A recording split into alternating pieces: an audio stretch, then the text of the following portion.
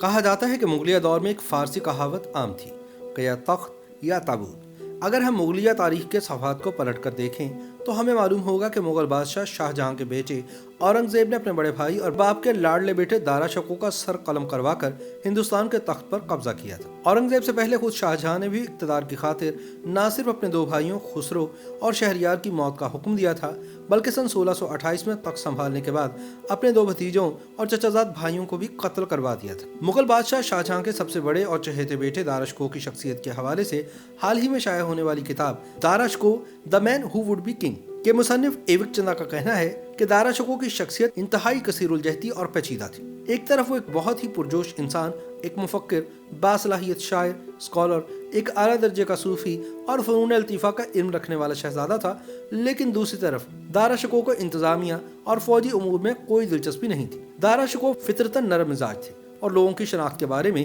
ان کی سمجھ بوجھ بہت محدود تھی۔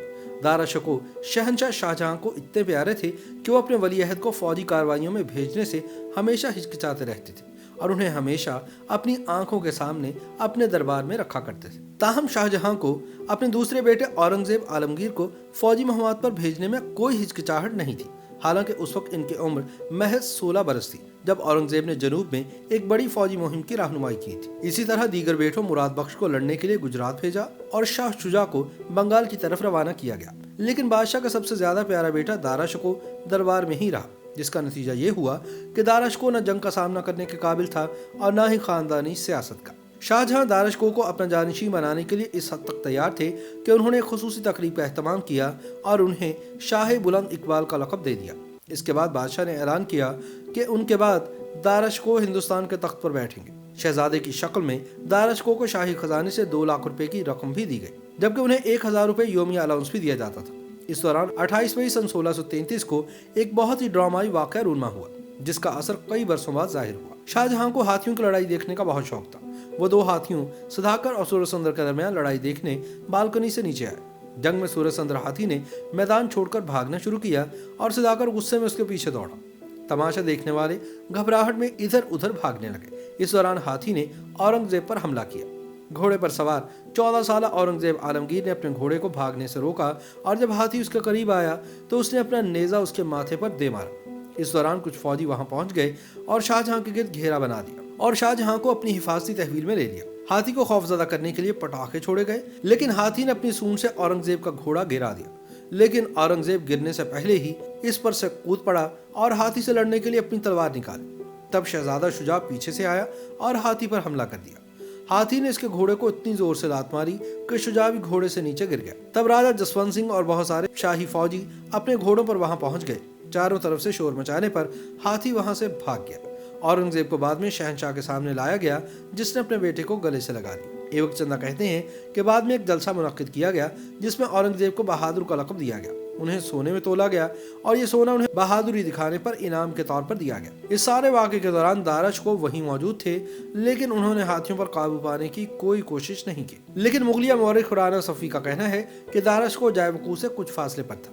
وہ چاہتا بھی تو فوراً وہاں نہیں پہنچ سکتا تھا، تو یہ کہنا غلط ہوگا کہ وہ جان بوجھ کر پیچھے رہا، جسے اورنگزیب کو داد سمیٹنے کا موقع ملا۔ دارا شکوہ کی عوامی شہرت ایک کمزور سپاہی کسی تو تھی، لیکن ایسا نہیں ہے کہ انہوں نے کبھی بھی جنگ میں حصہ نہیں لیا۔ قندھار کی مہم میں وہ خود ہی اپنی پہل پر لڑنے گئے تھے، لیکن انہیں وہاں شکست کا سامنا کرنا پڑا۔ ایوک چندا نے وضاحت کرتے ہوئے لکھا ہے کہ جب اورنگزیب قندھار سے ناکام ہو کر واپس آیا تو دارا شکوہ نے اپنے آپ کو اس مہم کی قیادت کے لیے پیش کیا اور شاہ جہاں بھی اس پر راضی ہو گئے، تاہم شکست دارا شکوہ کا مقدر ٹھہری۔ شاہ جہاں کی عدالت کے بعد جانشینی کی جنگ میں اورنگزیب اور دارا شکوہ ایک دوسرے کے مقابل آ گئے۔ اورنگزیب ایک بڑے ہاتھی پر سوار تھا، اس کے پیچھے تیر اور کمان سے لیس 15,000 سوار تھے۔ اس کی دائیں طرف اس کا بیٹا سلطان محمد اور سوتیلے بھائی میر بابا تھے۔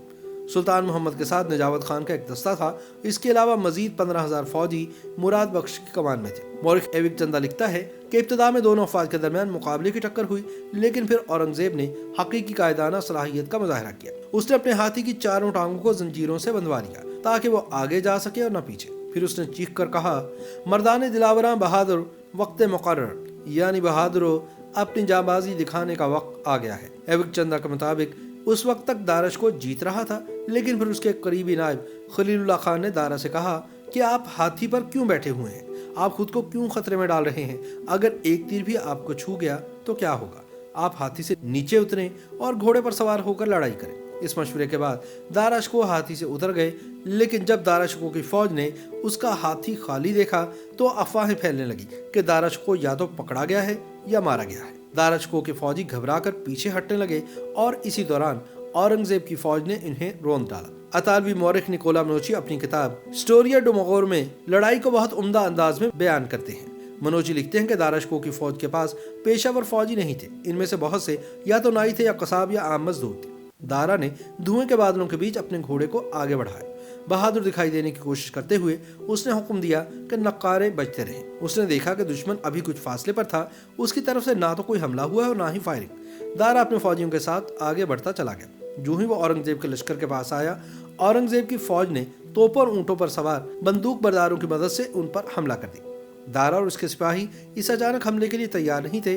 منوچی مزید لکھتے ہیں کہ جب اورنگزیب کی فوج کے گولوں نے دارا کے سپاہیوں کے سر اور دھڑ اڑانے شروع کیے تو دارا نے حکم دیا کہ اورنگزیب کی توپوں کا منہ توڑ جواب دینے کے لیے ان کی توپوں کو بھی آگے لایا جائے، لیکن یہ جان کر ان کے پیروں تلے زمین کھسک گئی کہ آگے بڑھنے کے چکر میں ان کی فوج نے اپنی توپیں پیچھے ہی چھوڑ دی ہیں۔ مشہور مورخ جدوناتھ سرکار نے اورنگزیب کی سوانح عمری میں اس جنگ میں دارا کی شکست کو بیان کیا ہے۔ سرکار لکھتے ہیں کہ گھوڑے پر 4-5 میل بھاگنے کے بعد دارا شکوہ تھوڑا سا آرام کرنے کے لیے ایک درخت کے نیچے بیٹھ گیا۔ اگرچہ اورنگزیب کے سپاہی اس کے پیچھے نہیں آ رہے تھے، لیکن جب بھی دارا اپنی گردن پیچھے کی جانب موڑتے انہیں اورنگزیب کے سپاہیوں کے ڈھول کی آوازیں سنائی دیتی۔ ایک وقت وہ اپنے سر پر پہنے خول کو کھولنا چاہتا تھا کیونکہ وہ اس کی پیشانی کی کھال کو کاٹ رہا تھا، لیکن اس کے ہاتھ اتنے تھکے ہوئے تھے کہ وہ انہیں اپنے سر تک نہیں لے جا پایا۔ سرکار نے لکھا کہ رات 9 بجے کے قریب دارا کچھ گھڑ سواروں کے ساتھ چوروں کی طرح قلعہ آگرہ کے مرکزی دروازے پر پہنچا۔ ان کے گھوڑے بری طرح تھک چکے تھے اور ان کے فوجیوں کے ہاتھوں میں مشلیں بھی نہیں تھیں۔ شہر میں اس طرح خاموشی چھائی ہوئی تھی جیسے کوئی ماتم ہو رہا ہو۔ ایک لفظ کہے بغیر دارا اپنے گھوڑے سے اتر کر اپنے گھر میں داخل ہوا اور دروازہ اندر سے بند کر لیا۔ آگرہ سے فرار ہونے کے بعد دارا پہلے دہلی اور پھر پنجاب اور پھر افغانستان چلا آیا، لیکن وہاں ملک جیون نے انہیں دھوکے سے اورنگزیب کے سرداروں کے حوالے کر دیا اور پھر انہیں وہاں سے دلی لایا گیا اور نہایت بے عزتی کے ساتھ دلی کی سڑکوں پر گھمایا گیا۔ دارا شکوہ آگرہ اور دلی کے لوگوں میں بہت مقبول تھے۔ دارا کو بے عزت کر کے دلی کی سڑکوں پر رسوا کر کے اورنگزیب یہ بتانا چاہتا تھا کہ وہ صرف لوگوں کی محبت کی وجہ سے ہندوستان کا بادشاہ بننے کا خواب نہیں دیکھ سکتا۔ ایوک چندہ لکھتا ہے کہ دارا شکوہ کی یہ حالت دیکھ کر ایک بھکاری بھاری آواز میں کہنے لگا کہ اے دارا، ایک زمانے میں آپ اس زمین کے مالک ہوا کرتے تھے۔ جب آپ اس سڑک سے گزرتے تھے تو آپ مجھے کچھ دے دیتے تھے، آج آپ کے پاس دینے کے لیے کچھ نہیں۔ یہ سن کر دارا نے اپنے کندھے کی طرف ہاتھ بڑھایا اور اپنی شال کھینچ کر بھکاری کی طرف پھینک دی۔ اس تذلیل کے بعد دارا اور اس کے بیٹے سہپر کو خیر آباد کی جیلوں کے حوالے کر دیا گیا۔ اس کے ایک دن بعد اورنگزیب کی عدالت میں فیصلہ ہوا کہ دارا شکوہ کو سزائے موت دی جائے۔ ان پر توہین اسلام کا الزام عائد کیا گیا۔ اورنگزیب نے 4000 گھڑ سواروں کو دہلی سے باہر جانے کا حکم دیا اور جان بوجھ کر یہ افواہیں پھیلائیں کہ دارا کو گوالیار کی ایک جیل میں لے جایا جا رہا ہے۔ اسی شام اورنگزیب نے نظر بیگ کو بلایا اور کہا کہ وہ دارا شکوہ کا کٹا ہوا سر دیکھنا چاہتا ہے۔ ایوک چند کے مطابق نظر بیگ اور اس کے ملازم مقبول، محرم اور فتح بہادر خنجر لے کر خیر آباد کے محل میں گئے، جہاں دارا شکوہ اور اس کا بیٹا کھانے کے لیے اپنے ہاتھوں سے دال بنا رہے تھے، کیونکہ انہیں خدشہ تھا کہ ان کے کھانے میں زہر بھی ملایا جا سکتا ہے۔ بیگ نے اعلان کیا کہ وہ دارا کے بیٹے کو لینے آئے۔ سہپر رونے لگا اور دارا نے اپنے بیٹے کو سینے سے لگا لیا، مگر نظر بیگ اور اس کے ساتھی زبردستی سہپر کو دوسرے کمرے میں لے گئے۔ دارا کو اندازہ ہو چکا تھا کہ نظر بیگ کی آمد کا مقصد کیا ہے۔ ایوک چند کے مطابق دارا نے پہلے ہی اپنے تکیے میں ایک چھوٹی چھری چھپا رکھی تھی۔ انہوں نے چاقو نکال کر نظر بیگ کے ایک ساتھی پر بھرپور وار کیا، لیکن ان لوگوں نے دارا شکوہ کے دونوں ہاتھ پکڑ لیے اور گھٹنوں کے بل بٹھا کر ان کا سر زمین پر رکھا۔ ساتھ ہی نظر بیگ نے اپنی تلوار سے دارا کے سر کو دھڑ سے جدا کر دیا۔ جب دارا شکوہ کا سر اورنگزیب کے سامنے لایا گیا تو اس وقت وہ اپنے قلعے کے باغ میں بیٹھا ہوا تھا۔ سر دیکھنے کے بعد اس نے حکم دیا کہ اسے دھو کر اس کے سامنے پیش کیا جائے۔ ایوک چند لکھتا ہے کہ اس موقع پر مشعلیں اور لالٹینیں لائی گئی تاکہ اورنگزیب اپنی آنکھوں سے دیکھ سکے کہ یہ سر اس کے بھائی دارا شکوہ کا ہے۔ اگلے دن یعنی 31 اگست سن 1659 کو اس نے حکم دیا کہ دارا کے سر سے جدا ہوا دھڑ ہاتھی پر رکھ دیا جائے اور ایک بار پھر اسے دہلی کے انہی راستوں پر گھمایا جائے جہاں دارا کو زندہ گھمایا گیا تھا۔ یہ دلخراش منظر دیکھ کر لوگ حیران رہ گئے اور عورتیں گھر کے اندر جا کر رونے لگی۔ بعد ازاں دارا شکوہ کے سر کٹے دھڑ کو مغل بادشاہ ہمایوں کے مقبرے کے صحن میں دفن کر دیا گیا۔ اطالوی مورخ نکولا منوچی اپنی کتاب سٹوریا ڈو مغور میں لکھتا ہے کہ اورنگزیب نے شاہ جہاں کو ایک خط بھیجا جس پر لکھا گیا تھا کہ اورنگزیب آپ کا بیٹا تحفے میں آپ کے لیے یہ تشتری بھیجتا ہے، جسے دیکھنے کے بعد آپ اسے کبھی بھی بھول نہیں پائیں گے۔ پھر شاہ جہاں کے سامنے ایک ڈھکی ہوئی تشتری پیش کی گئی۔ جب شاہ جہاں نے تشتری پر سے کپڑا اٹھایا تو اس کی چیخ نکل گئی، क्योंकि इसमें इनके लाडले बेटे दारा का कटा हुआ सर था।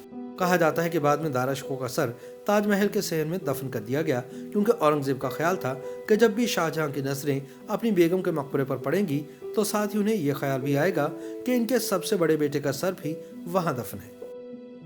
YouTube पर गूगली न्यूज देखने के लिए youtube.com की सर्च बार में गूगली न्यूज टीवी टाइप करें। गूगली न्यूज के पेज पर सुर्ख रंग के सब्सक्रिप्शन वाले बटन पर क्लिक करना ना भूलिए। YouTube पेज पर अपलोड होने वाली वीडियोस से बाखबर रहने के लिए बेल आइकन पर क्लिक कीजिए। आपको हर नई वीडियो के बारे में नोटिफिकेशन मौसूल हो जाएगा।